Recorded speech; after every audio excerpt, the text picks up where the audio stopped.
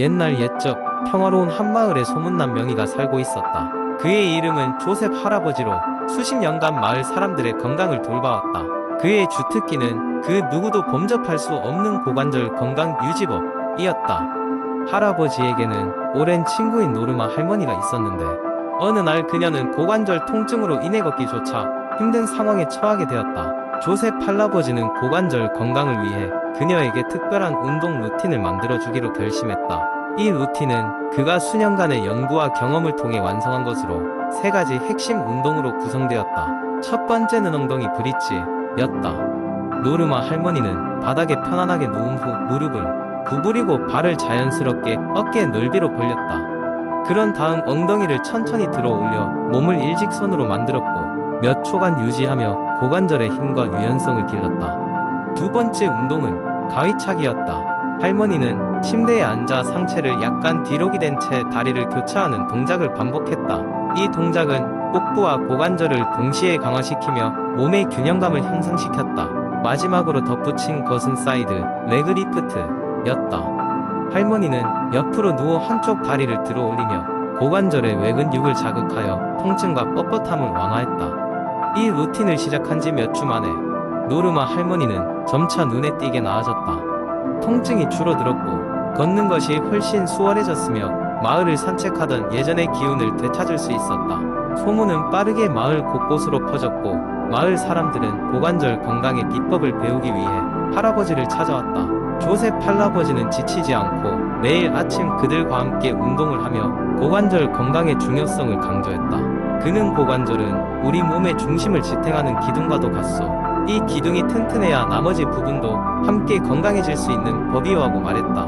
운동이 끝난 후 노르마 할머니는 차를 준비하며 모임이 끝나지 않게 모두를 반겼다. 그녀의 집은 이제 마을의 고관절 건강센터라 불릴 정도로 활기가 넘쳤다.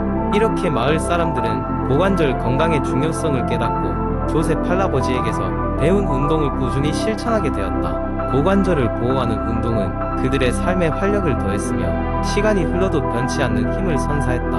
마을 사람들은 이제 더 이상 고관절 통증에 시달리지 않고 새로운 삶을 살아가고 있었다. 세월이 지나도 조셉 할아버지의 지혜는 마을의 전통이 되었다. 새로운 세대에게도 할아버지의 건강 루틴은 전해졌고 이 작은 마을은 오래도록 건강과 활력이 넘치는 곳으로 남았다. 결국 조셉 할아버지 덕분에 마을은 사람들 사이에서 꾸준히 젊어지는 곳으로 이름을 떨쳤고 모두의 몸과 마음을 이롭게 하는 특별한 힘을 지닌 전설로 남게 되었다. 두 번째 이야기 몇 년 전 나는 건강에 관심이 많아져서 슈퍼푸드에 대해 깊이 있는 조사를 시작했다. 처음에는 인터넷과 책을 통해 정보를 모으기 시작했다. 슈퍼푸드라고 불리는 식품들이 많았는데 아사히 베리, 키노아, 치아 시드 등등 그 종류만 해도 수십 가지가 넘었다.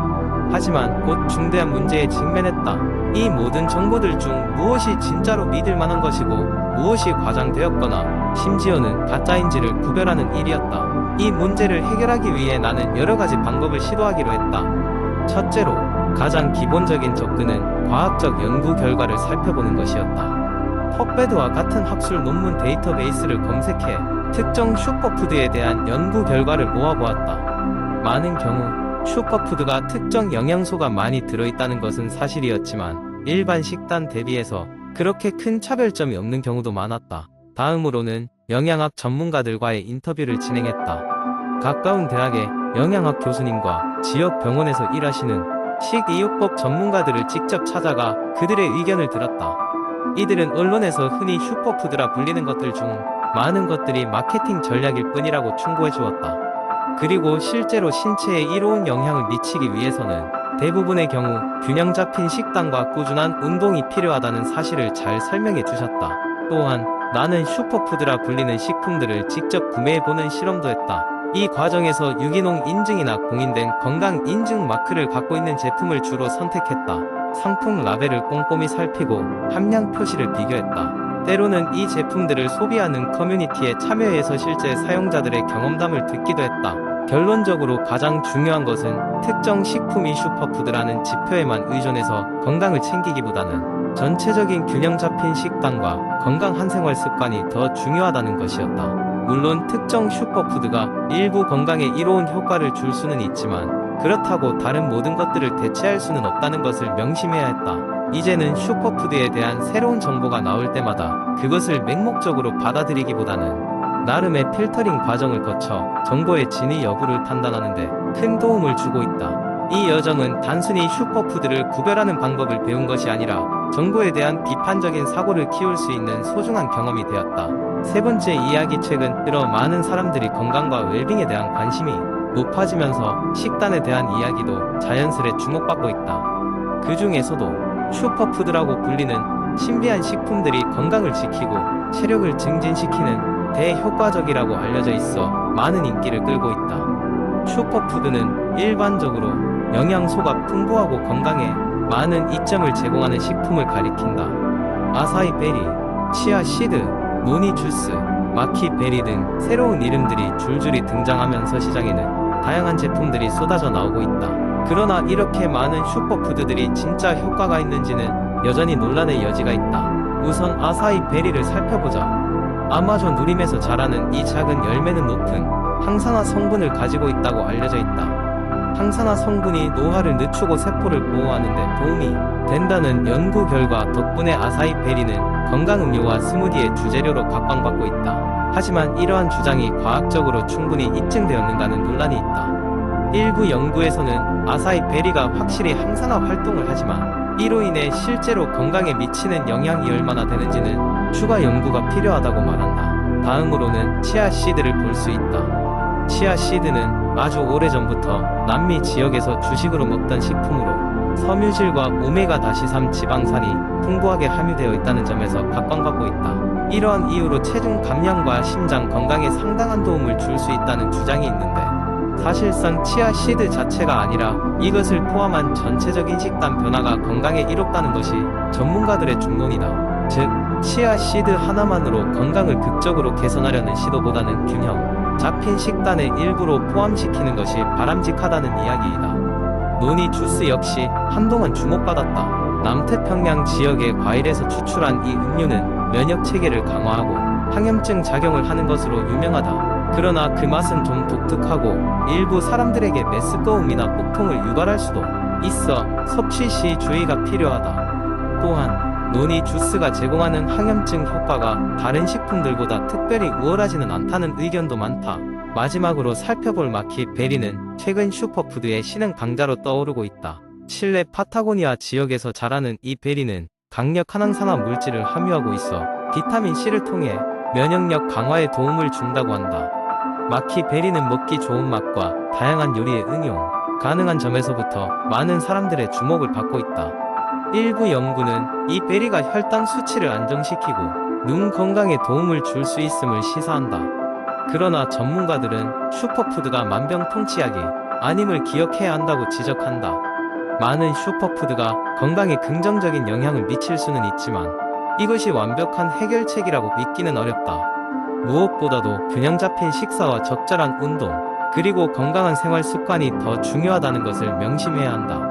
결국 핫한 슈퍼푸드들이 매력적으로 보일 수 있지만 그것들을 소개하는 광고 문구나 인터넷에 넘쳐나는 과장된 정보에 현혹되지 않는 것이 중요하다.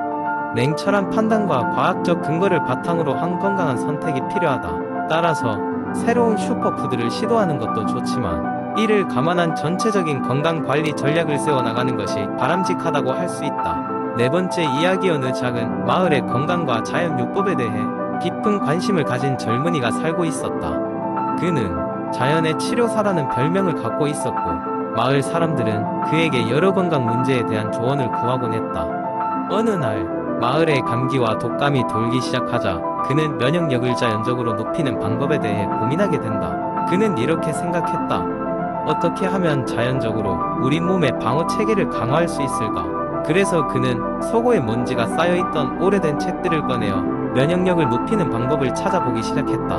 먼저 그는 자연 재료를 통한 식이의 요법이 면역력을 향상시킬 수 있다는 사실을 발견했다. 첫 번째 방법은 비타민C가 풍부한 음식을 섭취하는 것이었다. 감귤류 과일, 스트로베리, 브로콜리와 같은 음식들은 비타민C가 다량 함유되어 있어 면역 기능을 향상시키는 데 도움을 줄 수 있었다. 그는 마을 사람들에게 이런 음식들을 매일 섭취할 것을 권장했다. 두 번째 방법은 충분한 수면을 취하는 것이었다. 그는 마을 사람들에게 하루 7에서 9시간의 수면을 취하여 몸이 자연스럽게 회복할 시간을 주는 것이 중요하다고 강조했다. 수면 중에 면역 체계가 강화되고 몸이 휴식을 통해 스트레스를 해소할 수 있다는 것이 그의 설명이었다. 세 번째 방법은 꾸준한 운동이었다. 그는 운동이 혈액순환을 개선하고 면역 세포를 활성화하며 스트레스를 줄이는 데 중요하다는 것을 알게 되었다.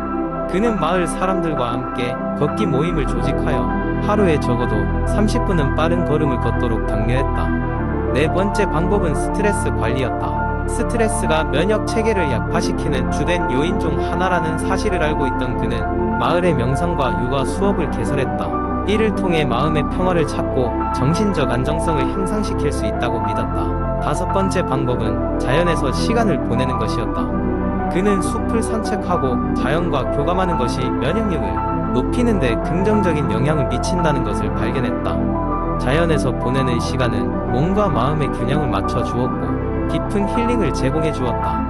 여섯 번째 방법으로는 영양제를 적절히 섭취하는 것이었다. 그는 마을 사람들에게 꼭 필요한 경우에만 비타민 D, 아연 등의 영양제를 충족시킬 수 있도록 권장했다. 그러나 영양제에 의존하기보다는 가능한 한자연적인 시기로 충당할 것을 강조했다. 마지막으로 일곱 번째 방법은 웃음이었다. 웃음이 면역력을 향상시키는 데 있어 놀라운 힘을 지니고 있다는 것을 알게 된 그는 마을 광장에서 정기적인 웃음 치료 세션을 열었다. 사람들은 함께 모여 유쾌한 이야기를 나누고 가벼운 몸짓 놀이를 통해 웃음을 터뜨렸다. 이는 공동체의 결속을 강화하면서 건강도 회복시켜 주었다. 이렇게 그는 자연적인 방법들을 통해 마을 사람들의 면역력을 크게 향상시킬 수 있었고 그 결과 마을에는 감기나 독감으로 고생하는 사람이 줄어들었다. 젊은이의 헌신은 마을에서 널리 인정받았고 사람들은 그르르리 시대의 자연요법의 현자라 부르기 시작했다. 그는 앞으로도 사람들의 건강에 도움이 되는 자연적인 치료법을 찾아내기 위해 계속 탐구하는 것을 멈추지 않을 것이라고 다짐했다.